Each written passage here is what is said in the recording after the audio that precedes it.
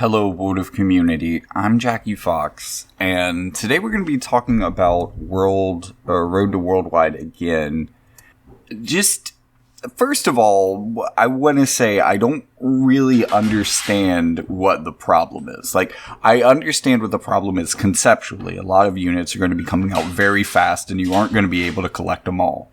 But do you really have to? I mean, they're non-limited units for one. The only limited unit here is going to be Summer Glaciella. So for all of these, you're going to have plenty of chances to get them. And, like, is anybody really that bent out of shape about maybe having to put off getting Shalza, Melnia, Bronwell, Comral, any of those units at least? I mean, Bridal Alaya, I know everybody's pretty excited for. She made a big splash. That's probably the unit of these you're saving for if you're saving for one of them, but, like, Comral's even a free unit. I don't really understand what you guys think you're going to miss out on here. Especially since Roth, we've hit a bit of a power spike. I mean, Roth is a bit of a power spike in terms of tanks, and now we're going to have a power spike in terms of offensive units to deal with her, and this is going to feed into kind of a new generation maybe 3.5 of units very likely, and we're going to be getting a fast lane into that. So, while the wotv staff chose not to skip these units, maybe you should. And I say that because there's just a lot that you could be saving for, and I don't know. I'm not necessarily thinking that any of these units are it, other than, again, maybe Bridal Alaya. And Bridal Alaya, and if that's the case, then I don't know, you're planning to get like one new unit over the next couple of months. I'm not sure what the spending crunch is. It's just weird that we have a grievance about something we haven't even gotten yet, right? Just because people playing a different game got it, we want it. We feel that we are entitled to it. It's so weird, and it goes with the kind of Americanized perspective of this game and the entitlement that stems from that, it feels like. I don't know. It's weird. Like, look, any other game, I think people would probably be jazzed that there was maybe twice as much content coming soon as before. I don't know why we have to be the community that gets, like, borderline psychotic about it. Like, come on, it's not that bad, you guys. And even if it is, like, this is a fast lane into a stronger meta, maybe you should skip most of this, or maybe you should wait, or maybe you should just pull these non-limited units when you get them. Like, maybe you should get them later. I think, personally, this is a great time to save your Viz, and also to be saving stuff like free tickets. I mean, again, all of these are non-limited units. They're going to be in the free tickets pool pretty soon. So wouldn't it be great to build up all your free tickets and then at the end of this event, maybe spend all of those and hope you pull one of these? Which, if anybody remembers, was my pitch for what they should do for part 3 of the Road to Worldwide. But one, those are happening a lot like week to week to week, which is weird. I would have thought that they would have spaced those out over the entire Road to Worldwide, which, I don't know, maybe suggests that there is a new way of them making up to us coming after this. Something to hope for. I don't think it's actually going to happen, but something to hope for. We did get a producer's letter shortly after part 2 of the Road to Worldwide campaign was released that promised us 2K Viz immediately, as well as a double drop rate on a 100 cost unit, putting them at a 0.8 drop weight, which turns into, say, an 8% chance that they individually will appear on any given summon, which is actually pretty high. It's a lot higher than a lot of other units that you would find on that summon that aren't, like, banner featured or anything. So, I mean, it's not a bad drop rate. My issue is, and I think a lot of people probably share this issue, is that, like, Jaden was not the unit that we were excited about or the unit that we cared to get this benefit on. I mean, really, Alaya is that unit. Like, out of all of the units happening during the crunch, except maybe Summer Glaciella, Alaya is that unit that we want. So hopefully maybe they'll extend this to her as well. I think that she would be the one that we're most excited to get it on, even though, again, these are not limited units. There's no reason to really rush into grabbing them. I'm not saying they're bad, I'm just saying they're not limited. This isn't anything to feel FOMO about, which, I don't know, maybe that's what the community's feeling. Like, I'm having so much trouble relating to your problems right now.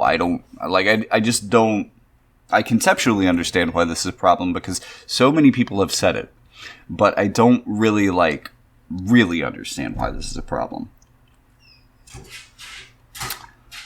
So that being said, not seeing a problem. I think that getting 7K Viz over the next month, another benefit of Part 2, in addition to that 2K Viz, unfortunately, again, the drop rates are on a unit I'm not really going to be pulling for. I think a lot of you feel the same way. So that's a little bit wasted for most of us, especially those of us who don't have Viz. And that's the bigger issue. For the people who do have an issue, is that they don't have Viz. That they don't have the Viz to spend for every one of these units. And, I don't know, did you ever? As a free-to-play, I usually have to skip through and get one of these units over a time frame like this anyway, so I'm not sure how that would even be different than normal for me. But I suppose we only know about half of the crunch units now. There could be another half coming in the near future, so there's that. Road to Worldwide Part 2 also saw us get 10 UR summon tickets, which feels like a perfect solution to a lot of the complaints about the initial summon tickets that, that new players were getting a much smaller amount than longer-term players, which, as a longer-term player, I just thought of that as another nice way to thank us for our loyalty. And, there weren't UR guarantees, so some people really just didn't get cool stuff at all out of it. They were really disappointed in their pulls. So this guarantees that you will at least get UR units. You may not get new units, and everybody gets 10 tickets. That's a pretty good benefit. Now, I've heard people say that the first part of this campaign was directly something copy-pasted from JP. And let me just speak to that myth a second, because I got to the bottom of that. And yeah, it was something that they offered JP around 2nd anniversary. We're here closer to 3.5. That means that almost twice as much game has happened since they would have got this benefit, which means that the benefit for us is theoretically about twice as potent as it was for them. We're getting the best version of this. It's not the same thing. It is qualitatively about twice as good. Because if it was the exact same campaign, I think people in JP would have gotten about half as many tickets as we did. So it's not just a copy-paste that we missed. It is an improved version of a thing, just by the factor that more time has passed. It's an improved version. I also heard a lot of people say that this Jaden upgrade for Part 3, the upgrade to his rates being 0.8, being 8% per 10 summon, is also something that was copy-pasted from JP. But what you are getting at there, forgetting, is that is Summer Jaden, who when he came out on JP was nearly a year old. So they gave him increased drop rates because he wasn't the most appealing 100 cost character anymore. But as I mentioned earlier in this video, and let me get into it just a little bit further, Roth signals a new age. Roth is an absolute powerhouse. And it's going to take roughly a team of powerhouses to be able to defeat her. She has initial hate, so she will be able to screw with teams before they even get started. She can buff her own healing power, which is great for her, and probably means that you want healing power down to help counter her. Additionally, that she has HP recovery as a threshold heal. That's another great thing a great reason to have healing power down against her. She also has debuff effect weakening, so you're not going to be able to rely on debuffing her as readily to be able to defeat her. But then she also has massive debuffs across all 4 stats, which is definitely not a thing that we've seen on a massive AoE before, at least to my recollection. So this is just a huge move, in addition to the fact that it's a chaining move. So not only are you setting these characters up to be weaker and to be taken out easily because of their defense and spirit debuffs, but also you're starting a chain on them as well. She can dispel shell and courage and, if I'm not mistaken, re-raise in here somewhere.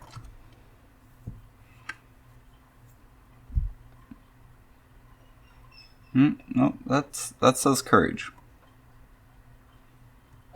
It's her. Ignore fatal damage. I thought she dealt with re-raise. Maybe that's in a sub job. Not seeing it. So she can deal with courage. She also has auto revive for herself. She has a really impactful shield against general damage. So this is huge. 50% reduction for the next 3 hits of anything. That's pretty great.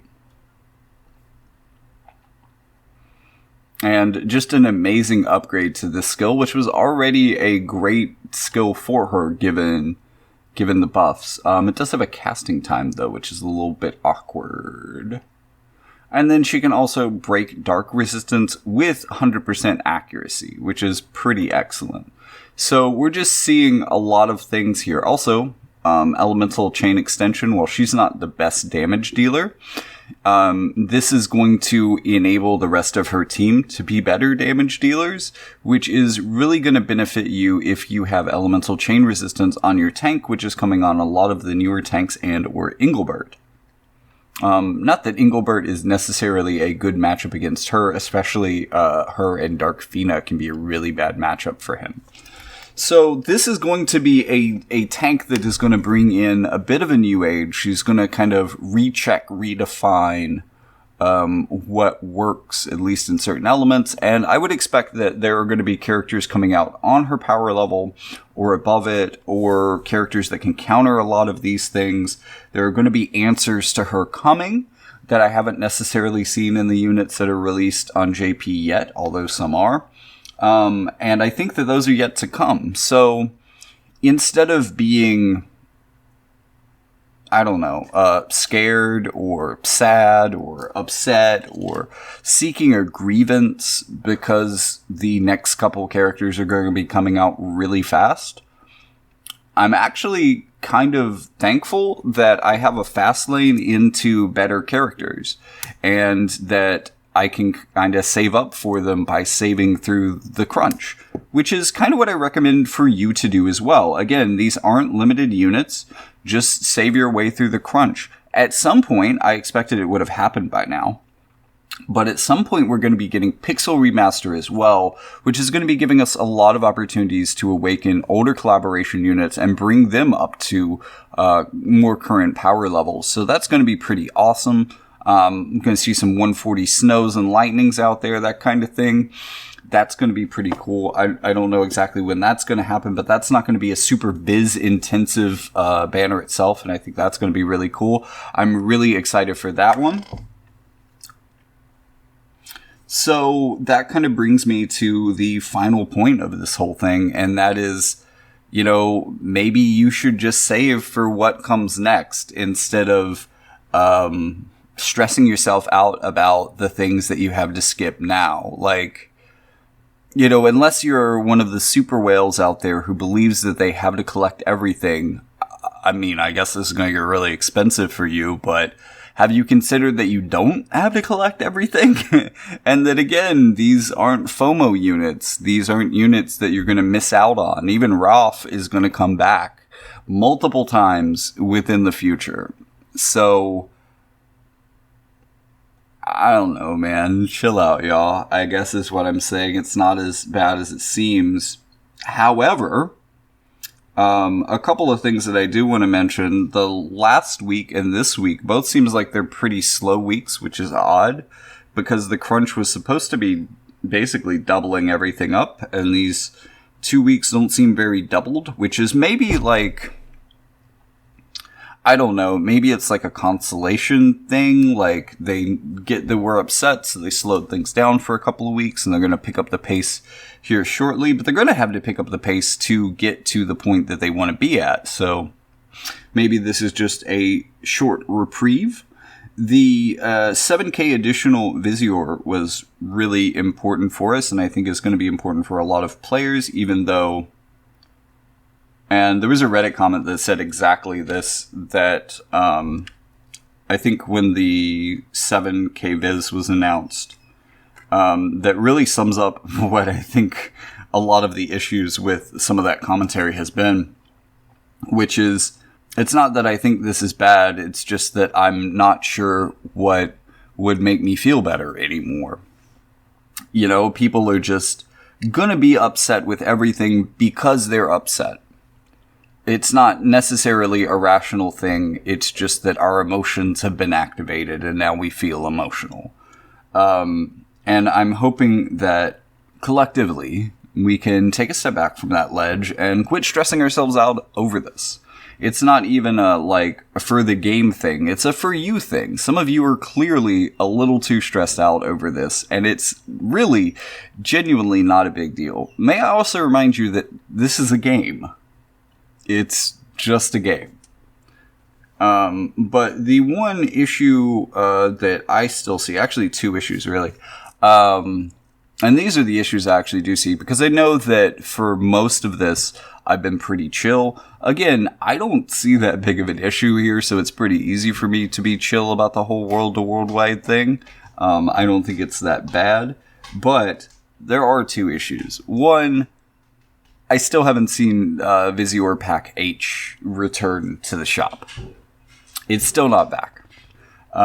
Maybe it will return at some point in the future, but it still hasn't returned yet. I've been checking in on it, and that is kind of upsetting. You know, every week brings an opportunity for it to come back, brings an opportunity for Gumi to realize the mistake that they made there and to fix it, but it hasn't yet been done.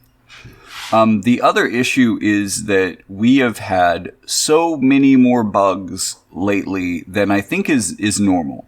I was looking into bug reports and stuff, and there's just a lot of them, and there hadn't been before this. And I think that this is a part of, you know, basically development issues from them crunching two studios together.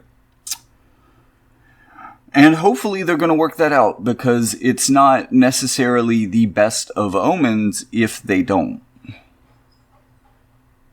On the other hand, though, I think that the other side of bugs and the other side of this whole thing that no one is talking about is just the sheer pile of UI upgrades that we're having dumped on us.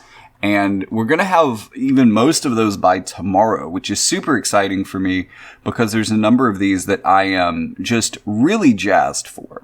So, thank you for watching this video, and the next video that I'm going to be putting out is going to be looking at the last couple of frontline letters and looking at some of the game upgrades that we are receiving outside of like the normal conversation about characters and vision cards and new weapons and all that stuff. In addition to that, I'm going to be putting together a weapons guide for some point in the future in which I'm going to be looking at the different types of weapons that are available to different characters, who uses what, and what is best of for whom. So, if you're excited about any of those things, do like and subscribe so that you'll see more content from this channel. You can also check out the link in the description. That's going to give you access to the entirety of the Jackie Fox Media Empire, including my other YouTube channels, podcasts, books, and ways to support the channel as well, in addition to a Discord where you can just come and hang out and talk about Final Fantasy and other types of stuff. Whatever you're into, you can bring it to the Discord. We'll talk to you about it. So I'll see you there, and in the meantime, I'll see you in the next one.